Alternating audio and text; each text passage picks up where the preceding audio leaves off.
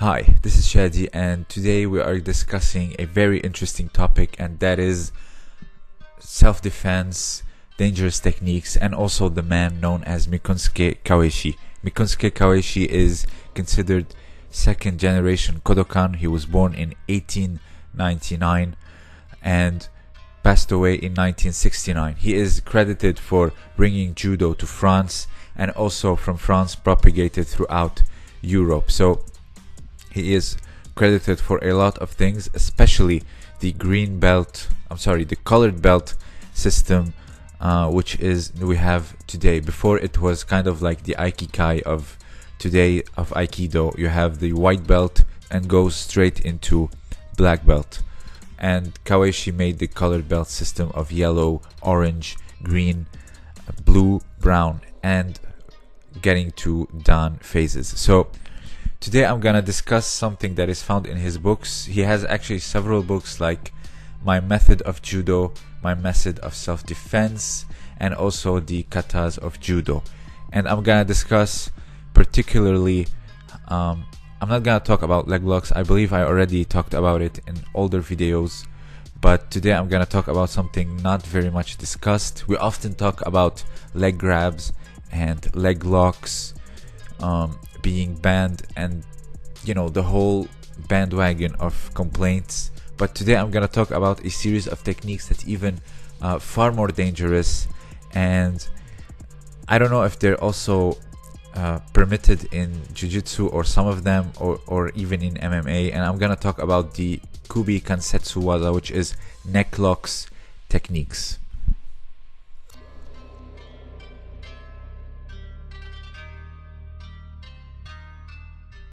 The first technique is the Kubi Hishigi. Hishigi meaning snap or break. Kubi means neck. That literally means breaking the neck. And as you can see, it's your typical neck crank found in the old arsenal of judo. And as you can see, it is done from the mount position. And you can see that there's a rotation. Not only there's a pull, but also from the arrow or the dotted arrow, you can see that it is also being rotated in order to dislocate or snap the neck. So you can see how dangerous these techniques are, and as we continue, it's gonna become far more dangerous or far more intense. The second one is the Osai Hishigi, and that is the guillotine choke, but it's not a choke, it's not a shimewaza or a jime hishigi. Also, we are still snapping. As you can see, you hold the belt and you bend backwards in order to perform the hishigi, or the snapping of the neck, in order to dislocate it. So we are talking either fatality, or becoming a quadriplegic, or paralyzed from the neck down. So this is how dangerous these techniques are, and no wonder they are banned. It's not a guillotine choke. It looks like a guillotine choke, but in fact it is not. It's a Kansetsu Waza. Here you can see it being done from the guard as you push with the legs forward, and with the back you arch your back backwards in order to snap the spine or the neck. Here it's the Tate Hishigi, a standing guillotine, but you can see you are turning away from the head and increasing the momentum and the pressure on the neck, and thus also fracturing it or dislocating it. So there are many ways and angles where you can increase momentum and pressure on the neck in order for it to break. So the judo arsenal, as you can see, it is very big. Leg locks, from takedowns, etc. In this same book, there's also leg locks. I've already discussed in an older video. Let's take a look at another one, and that is the Gyaku Hishigi. It's very similar to the Osai Hishigi. However, you are performing a far more backward sway and pushing with the hips and the legs in order to stretch the spine, and also taking the neck at an angle in order to break it or snap it. So they all work in similar ways, but with different angles and different body parts in creating momentum and leverage on the neck in order to break it. And the last one, I found it, or before the last one, is the Tomoe Hishigi, or the circular break, which is kind of like a guard slam, but you put pressure on the neck of your opponent, and you grab the belt and you keep pushing forward, and thus creating pressure on the cervical and injuring it. Here you can see from another angle how this technique is performed, how the pressure is being put on the neck in order to snap it. So all of these techniques are obviously illegal in judo in competition today. I don't know about jiu-jitsu federations, but I know the neck cranks are allowed in MMA, but I don't think to this degree. The last one is arguably the nastiest, and that is the Kezagatame Kubi Hishigi.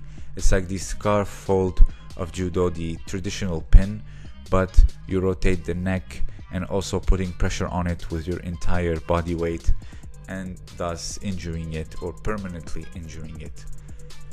So you can see that in Kawaishi's book, there's not only that, but there's also stuff like the calf slice, the toe hold, straight ankle lock, etc. And I came across the Kubi Kansetsu, or the neck locks techniques, and found them to be very interesting, and also they can be very deadly and lethal, or permanently injure someone and rendering them like a paraplegic. For example, if you do something like a heel hook or a straight knee bar, and tearing the ACL or whatever, with surgery in these days and physical therapists, you can make arguably a full recovery. We've seen it with jiu-jitsu players all the time, but with stuff like these techniques, you can render someone paralyzed from the waist down, or even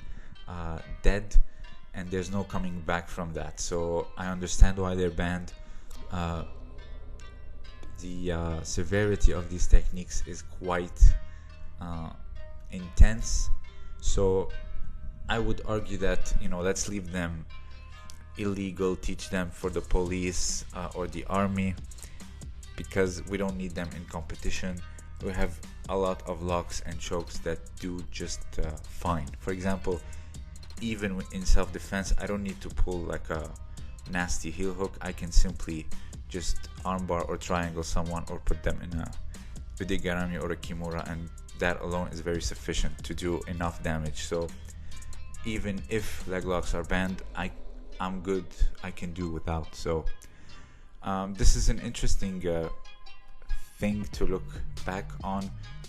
The arsenal of technique of judo seems to be extremely enormous, from leg locks, leg grabs, single legs, double legs, ankle picks, the whole wrestling arsenal of takedowns and pins, but also adding Kansetsu Waza locks, and also very unique takedowns with the gi. So making it a very big repertoire of techniques. You have also the weapons, the defense against the weapons for the police, like Goshin Jutsu and Kami no Kata, and other katas that are made for self-defense. So if you have anything else to share, maybe other forbidden techniques that you might be aware of, or there are in some other old school jiu-jitsu, let me know down below. Let me know what you think of these techniques in particular. This was Shadi, and thank you for listening.